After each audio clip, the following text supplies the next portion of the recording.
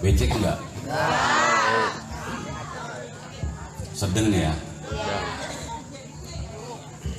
Nyiram abu doang. Abu itu dalam hidup sama kayak utang. Iya. Jadi ada perlunya juga, betul apa enggak? Betul. Kalau tanah nggak ada abunya namanya bukan tanah, keramik. Betul? Betul. Iya. Hidup kalau nggak ada utangnya bukan hidup, namanya mati. Betul. Jadi kalau kita ada orang minta doa semoga bebas hutang, maka jawabannya adalah mati. Lah kan orang mati doang yang nggak bisa hutang. Betul apa enggak? Betul. Orang hidup itu bumbunya hidup adalah hutang. Jadi bersyukurlah Anda yang punya hutang. Iyalah. Bersyukur apa enggak? Orang kalau masih bisa hutang berarti masih dipercaya orang. Orang kalau sudah nggak bisa hutang repot urusan. Berarti hidupnya udah nggak dipercaya sama orang. Ya, jangankan minjem jutaan, minjem ceban gak dapet. Berarti hidupnya sudah parah. Maka yang kumpul malam hari ini adalah kumpulan orang-orang yang punya utang. Ben jujur. Assalamualaikum warahmatullahi wabarakatuh.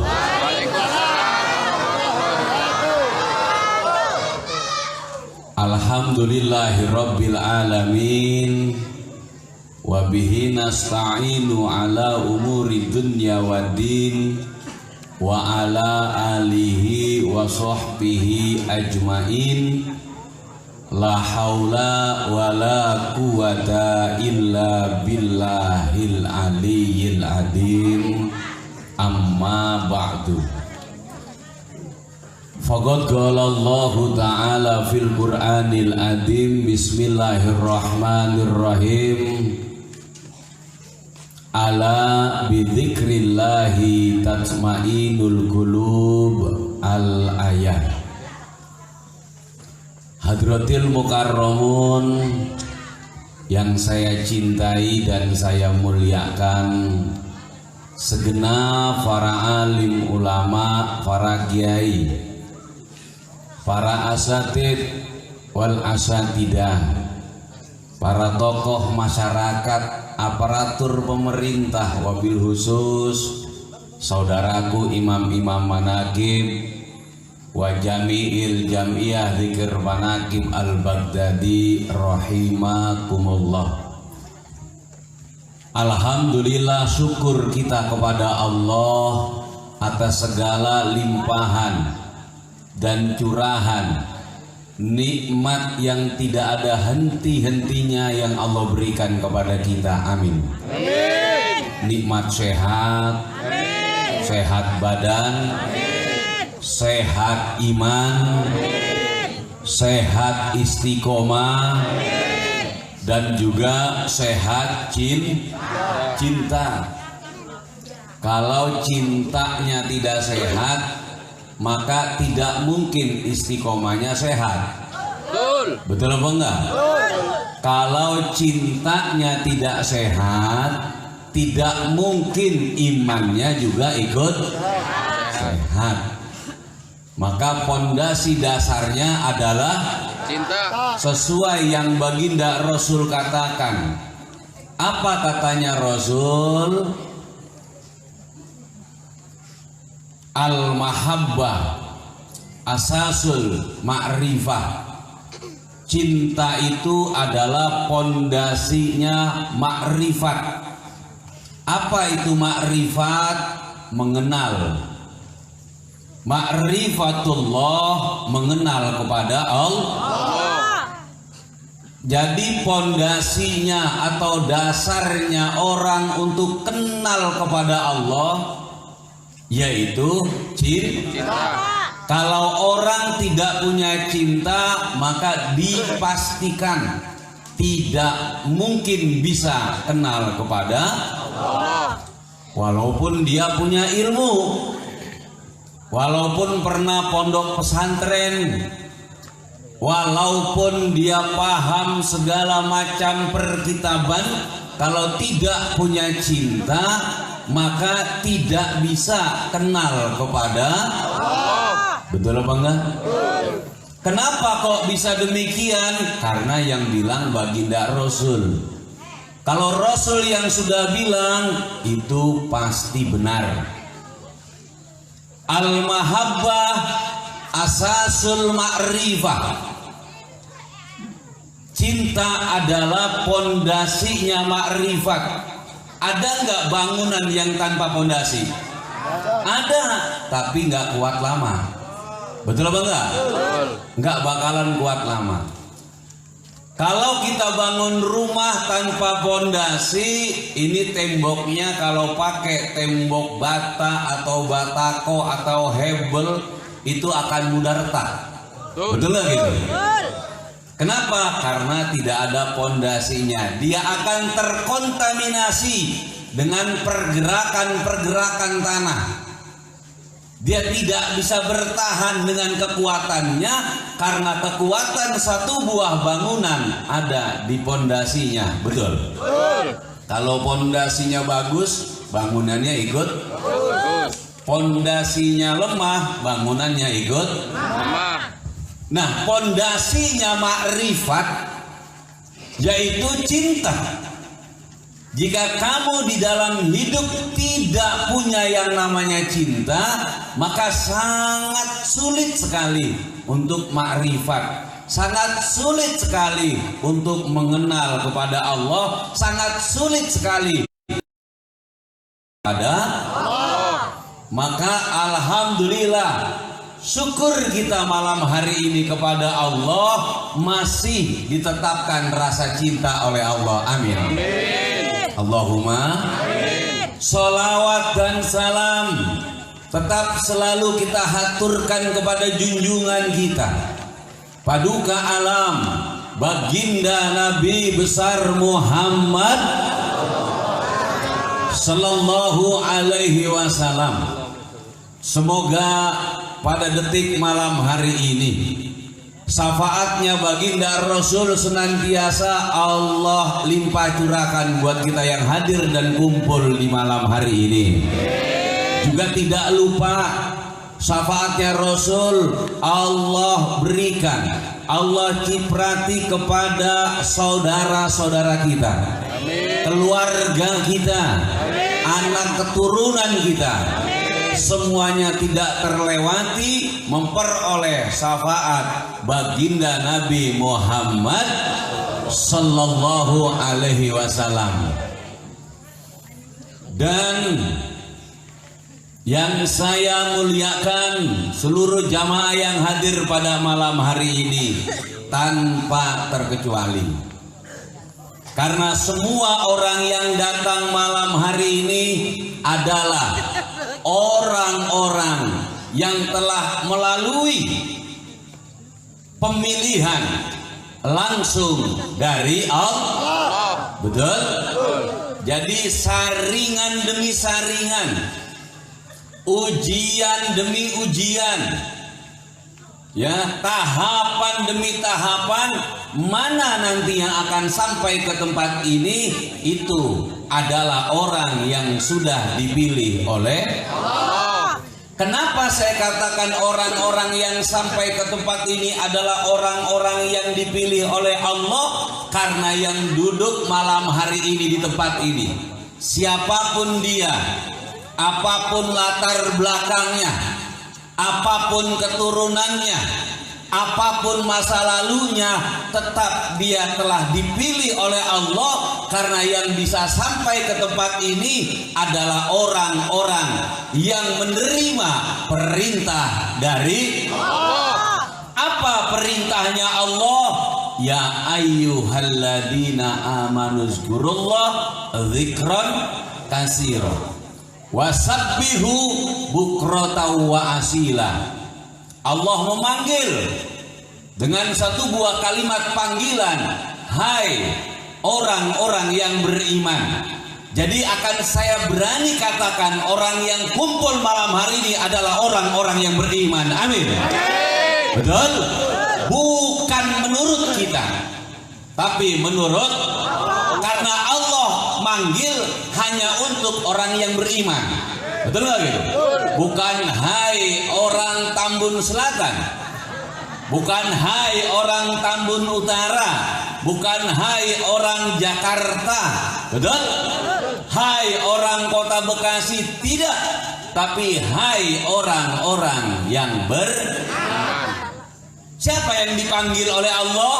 Orang yang punya iman. Setelah dipanggil orang-orang yang punya iman, maka ada satu buah perintah untuk orang beriman malam hari ini. Ya ayyuhalladzina amanu zkurullah dzikran katsira. Hai orang-orang yang beriman, berzikirlah kamu kepada Allah sebanyak-banyaknya. Kira-kira kalau kita zikir di rumah sama zikir di sini, hasilnya banyakan mana?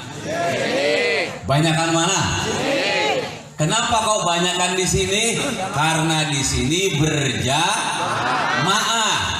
Kalau ibu bapak di rumah berzikir dengan satu buah wiritan untuk sampai kepada zikir 1000 kali wiritan dalam istighfar saja, kira-kira sanggup apa enggak?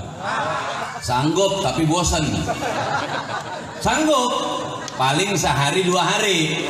Astagfirullahaladzim, astagfirullahaladzim, astagfirullahaladzim, astagfirullahaladzim, astagfirullahaladzim. 5 aja udah lama. Ya, apalagi 10. Lama-lama ini jidat sama dengkul jadi 1. Tidur, pas giliran melek matanya dia bilang, saya malam dikir ada cahaya putih-putih. Yang hadir mimpi. Betul? Ngimpi. Tapi kalau bareng-bareng seperti ini, kita cukup baca 10 kali saja akan dikali dengan orang yang hadir malam hari ini. Ada nggak orang malam hari ini 500 orang? Hah? Kalau pengen tahu jelas, coba hitung masing-masing. Betul? Ini orang banyak. Kalau yang kumpul malam hari ini 500, kalau kita bisa baca 10 kali atau 11 kali, 11 dikali 500 berapa? Banyak. Wah, ini nggak mau mikir langsung banyak. Banyak. Berapa? 5.500. Pernah nggak baca Al-Ikhlas di rumah 5.500? 500 aja kagak pernah kok, apalagi 5.500. Al-Ikhlasnya nanti bisa 5.500 ya, istighfarnya bisa 5.500, Fatihahnya bisa lebih daripada 5.500. Setelah muraqabah biasanya kita baca Fatihah 7 kali. 7 kali dikali nanti 5.500. Modar-modar ya. Hitung. Betul? Untung jamaah manakib nggak hitung-hitungan. Ini kalau kita hitung-hitungan antara di rumah dengan di tempat ini. Betul apa enggak? Betul? Makanya Allah panggil, hai orang-orang yang beriman. Siapapun namamu, apapun keturunanmu, apapun pekerjaanmu, bagaimanapun masa lalumu, gak penting. Yang penting yang dipanggil oleh Allah adalah orang yang punya iman. Gak penting sorbanmu, gak penting pecimu, gak penting kerudungmu, gak penting apapun titel dan jabatanmu. Yang penting adalah imanmu yang dipanggil oleh Allah. Betul? Iman yang dipanggil oleh Allah, bukan nama, bukan status. Nama saya tidak dipanggil, nama jamaah tidak dipanggil atu-atu. Kalau dipanggil atu-atu, itu namanya ngabsen. Gak mungkin abang ngabsen. Betul gak gitu? Gak mungkin lah. ya sama kira-kira ini contohnya. Ya Nasruddin udkur apa? Zikron kasiro. Gak ada, kurang enak ayatnya hadirin. Betul nggak gitu? Pokoknya yang dipanggil adalah ya ayyuhalladzina amanu, orang yang punya. Kira-kira yang kumpul ini orang apa setan? Betul loh, orang kan? Karena kalimatnya orang. Ya ayyuhalladzina amanu, orang, bukan manusia kalimatnya. Beda loh ya. Allah kadang bisa ngomong hai manusia, hai orang, nih beda. Kalau manusia bisa menyerupai setan. Iya beneran tuh. Kalau manusia bisa menyerupai iblis. Manusia kok belum jadi orang. Makanya yang bagus itu bisa ngorangin. Ngerti nggak ngorangin? Ngorangin tuh ngargain. Ya, mesti ngorangin ke orang. Kalau orang dulu ngomongnya kayak begitu. Lah orang ngorangin bisa gue main ke rumah lo, begitu loh. Orang ngorangin kalau bahasa zaman dulu ya. Kagak dianggap orang. Ditegor kagak, disapa kagak, berarti kurang ngorangin. Ya, ini omongan orang zaman bahla nih, zaman bapak-bapak kita nih, zaman mama kita bahasa seperti itu. Jadi orang mah kudu ngorangin orang. Betul? Memanusiakan manusia atau ngorangin orang gitu loh. Jadi nganggap orang ya seperti orang. Jangan nganggap orang kayak bukan orang.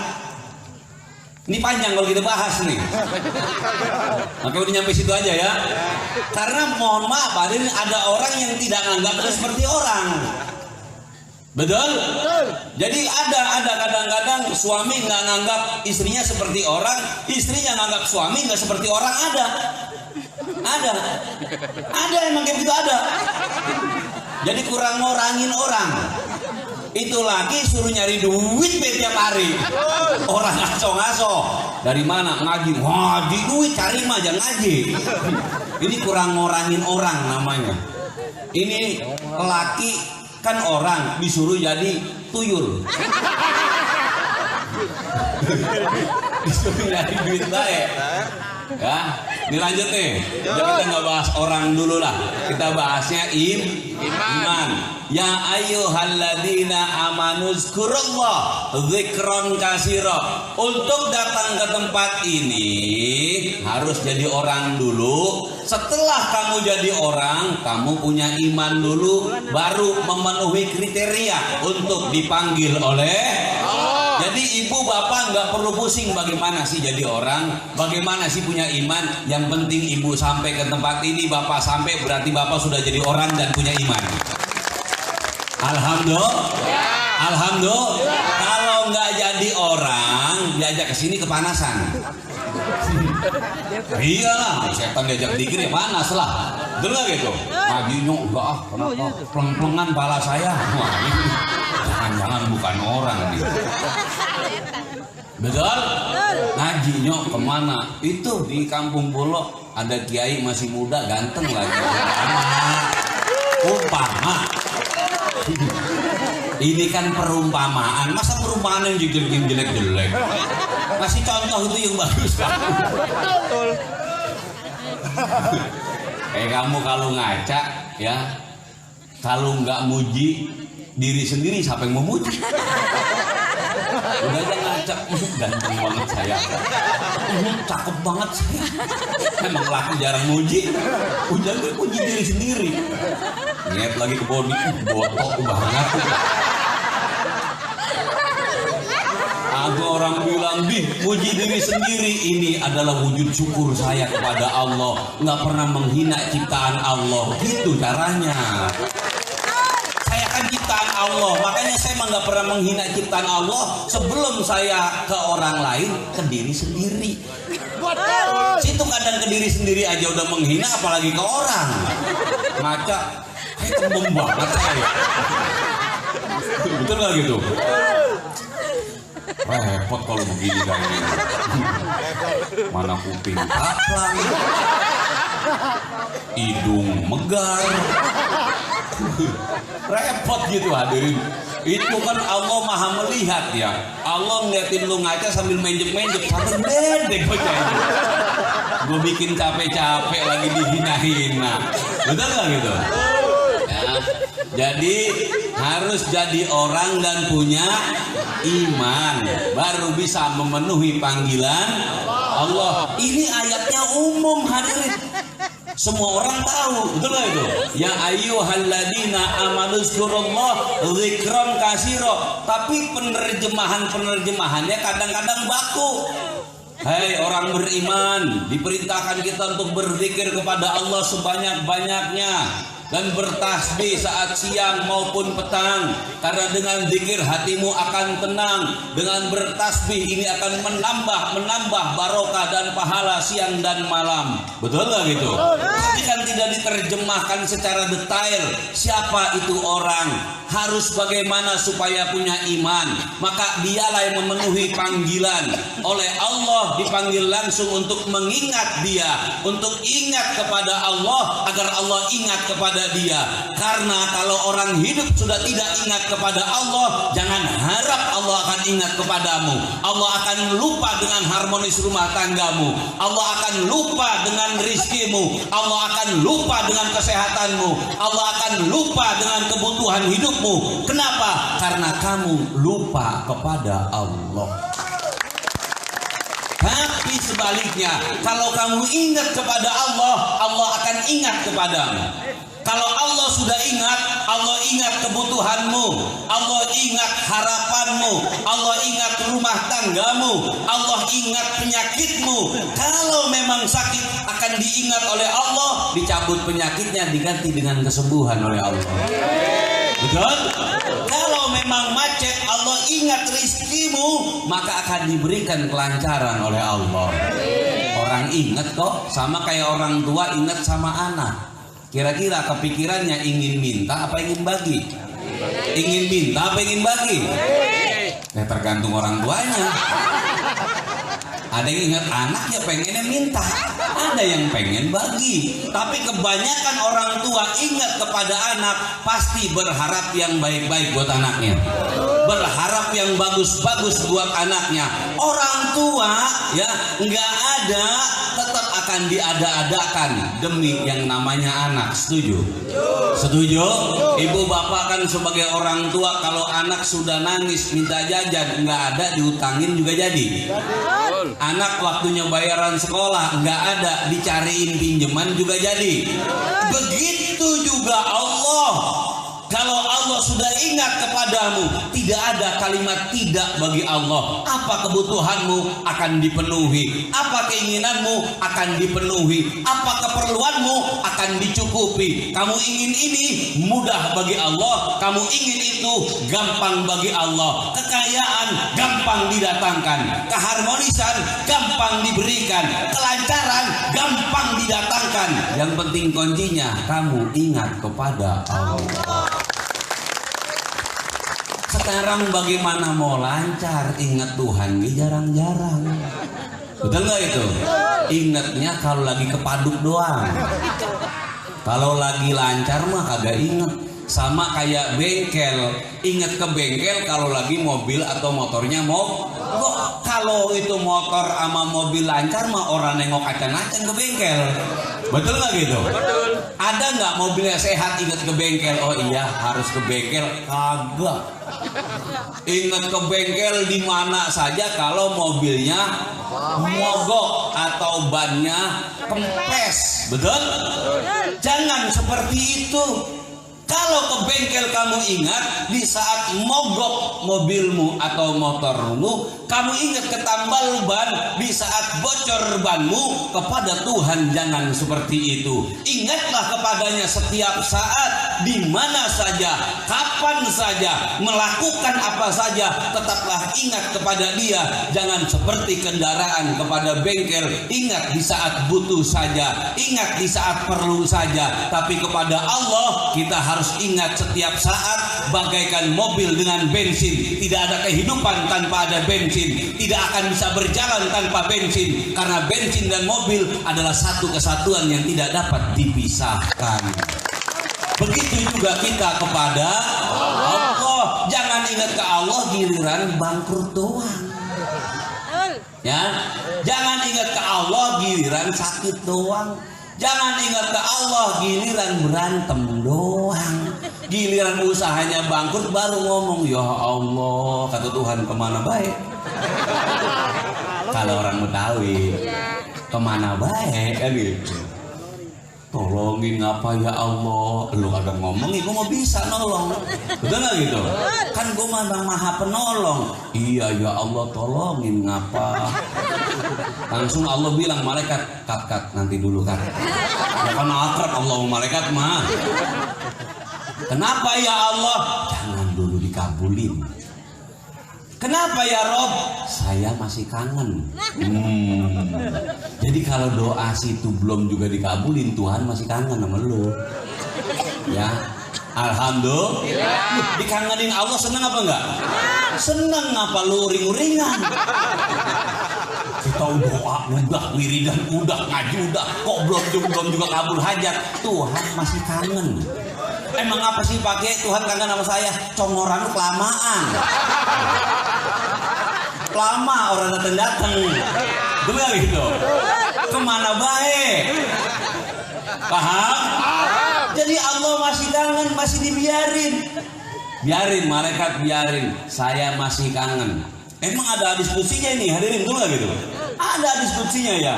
Jangan dulu engkau kabulkan, malaikat. Kenapa? Aku masih rindu kepada hambaku ini yang sekian tahun dia hilang dari diriku. Sekian lama dia tidak mengingatku. Dia sibuk dengan pekerjaannya. Dia bangga-banggakan gajinya. Dia bangga-banggakan hasil taninya. Dia bangga-banggakan warisannya. Saat sekarang saatnya saya menghapus kerinduan. Kenapa? Warisan sudah habis dipecah-pecah. Panen gagal gara-gara hama. Gajinya berkurang karena memang sudah dapat PHK. Betul nggak gitu? Maka dia datang kepadaku, malaikat, biarkan dulu, aku masih rindu, masih kangen. Aku masih rindu dengan air matanya. Aku rindu dengan jerit hatinya. Kemarin air matanya dia sembahkan bukan kepada saya. Jerit hatinya disembahkan bukan kepada saya. Seperti Kiai Suherman tadi katakan, dia bersandar kepada orang-orang kaya, bersandar kepada orang-orang hebat. Sekarang dia bersandar kepadaku, malaikat. Setelah Allah sudah terpenuhi rindunya, maka apa yang jadi keinginanmu akan dikabulkan olehnya. Alhamdulillah. Sama kayak kita ketemu teman lama main nih, ya tiba-tiba ada butuh. Kira-kira kita tahan ngobrol dulu apa langsung kasih?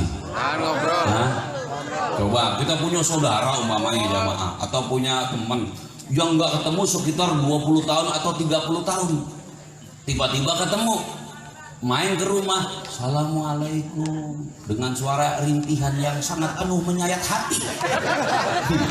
Assalamualaikum. Waalaikumsalam. Ya Allah, kamu? Iya. Kemana aja? Ada. Kabar sehat? Sehat, alhamdulillah. Duduk. Bininya disuruh bikin minum. Ambil yang ada, keluarin semua, sampai kebagian yang duduk. Yang dikeluarin, bukan dikasihin. Makanya jangan salah merintah. Kalau bininya jujur repot, hadirin. Mak loh, itu makanan di dalam keluarin. Lah emang tamunya di orang tamu. Akhirnya makan kucing, dikeluarin. Ada juga itu makanan disuguhin, betul gak gitu?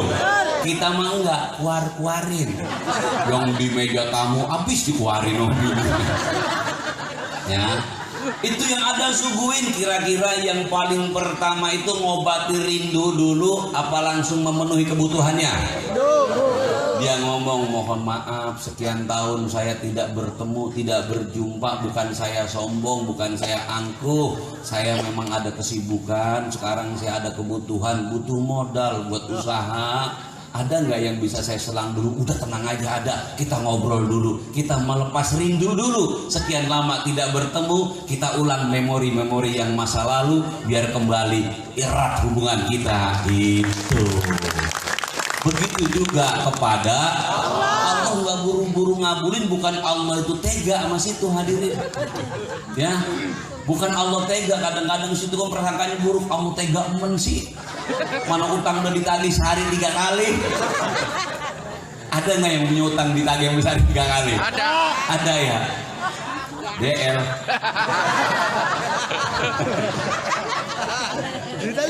Yang penting sudah masuk panggilan oleh Alhamdulillah.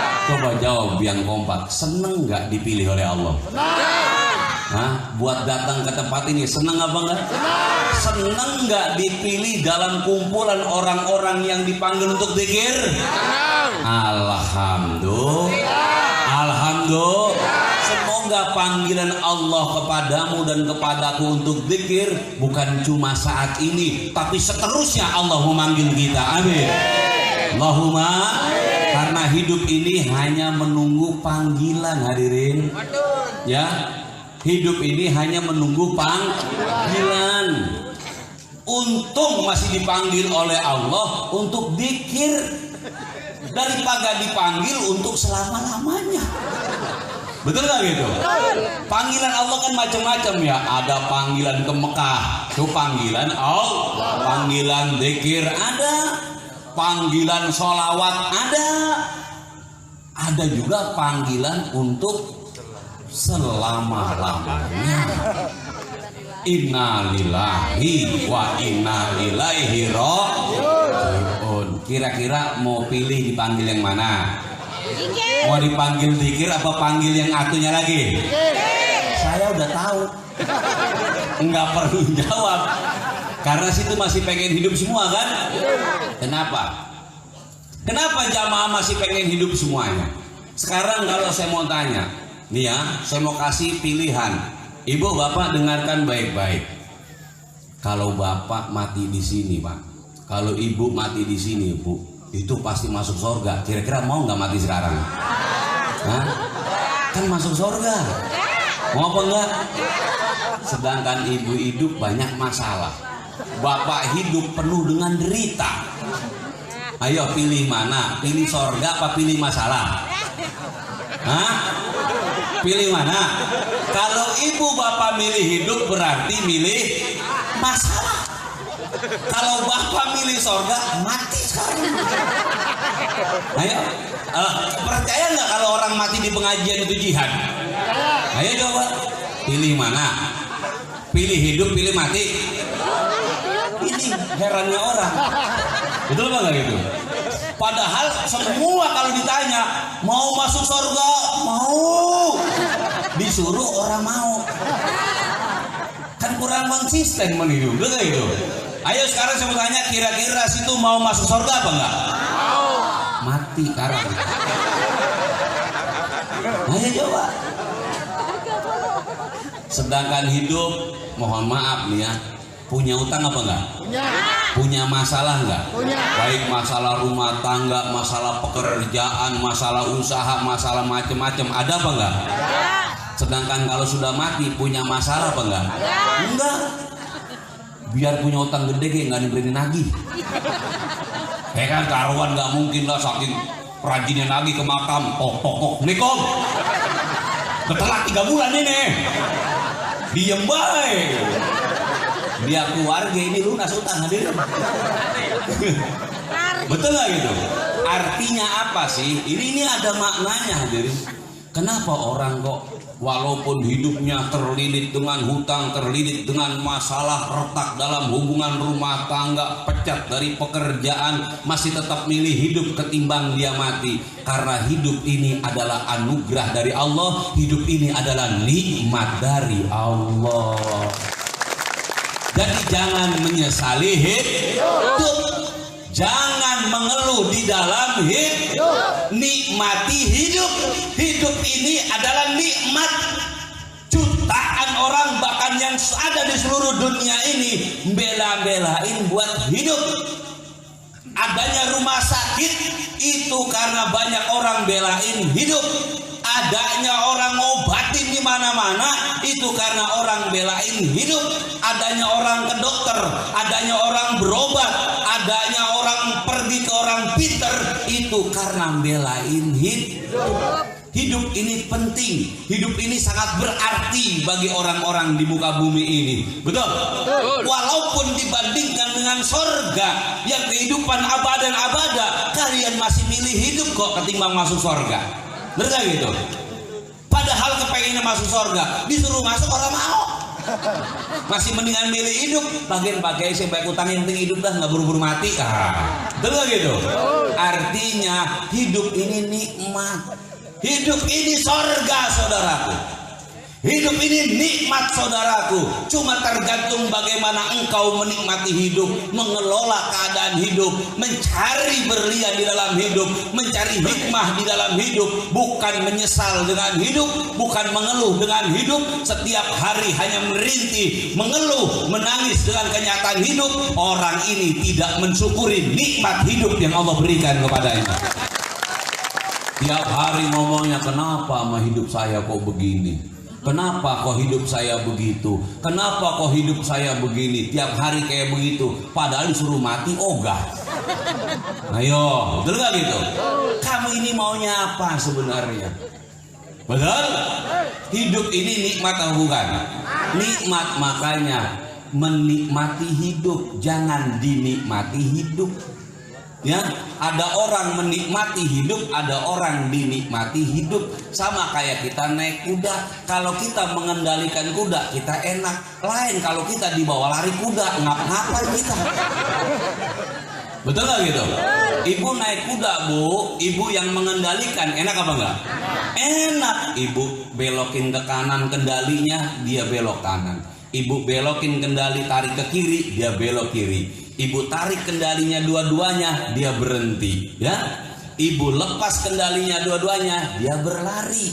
Tapi lain kalau orang naik kuda dibawa lari kuda. Itu terserah kuda mau ke kanan mau ke kiri, situ cuma teriakan cuma satu, tolong, tolong, tolong. Jadi orang yang di dalam hidup yang tiap hari minta tolong, minta tolong, minta tolong, berarti orang ini dikendalikan hidup, tidak mengendalikan hidup. Kalau orang mengendalikan kuda itu bisa nyanyi di atas kuda, hadirin. Betul gak gitu? Kayak Haji Roma Irama, di atas kuda nyanyi, di atas ayunan nyanyi, kayak film India. Dia mah sedih nyanyi, ketemu pacar nyanyi, ketemu bini nyanyi, cerai nyanyi.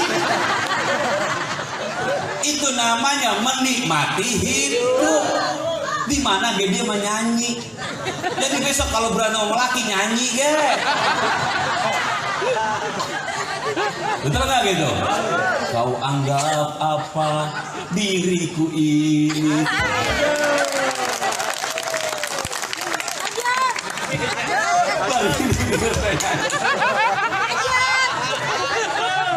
Langsung kata lakinya, stres bini gua. Betul nggak gitu? Ayo, kalau orang mengendalikan kuda enak apa enggak? Enak, bisa senyum. Kuda lari kenceng dia bisa enak. Kenapa? Menikmati.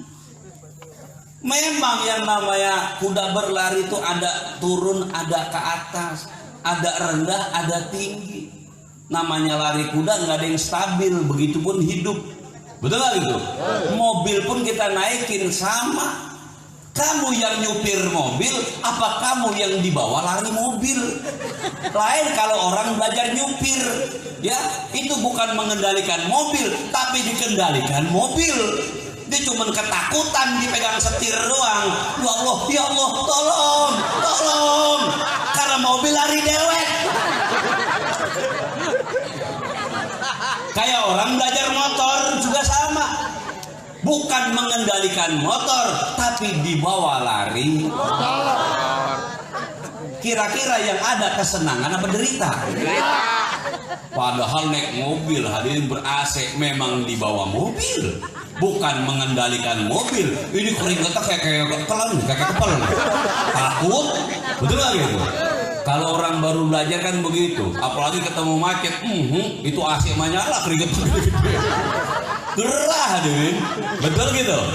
Nah makanya harus bisa menikmati, nikmati udah saatnya susah, nikmati alhamdulillah, saatnya senang syukuri alhamdulillah, nikmati cari enaknya. Sama kayak makan, cari enaknya, yang kagak enak disingkirin, betul nggak gitu? Sekarang makan sama ikan itu enak apa nggak enak? Ayam enak apa nggak enak? Tapi kan ada nggak enaknya, tulang. Singkirin, jangan dihabek baik, betul nggak gitu? Ayam makan dagingnya, tulangnya singkirin. Ikan makan makan dagingnya, tulangnya singkirin. Lain kalau udah di presto. Nah ini lain lagi nih alam presto nih ya.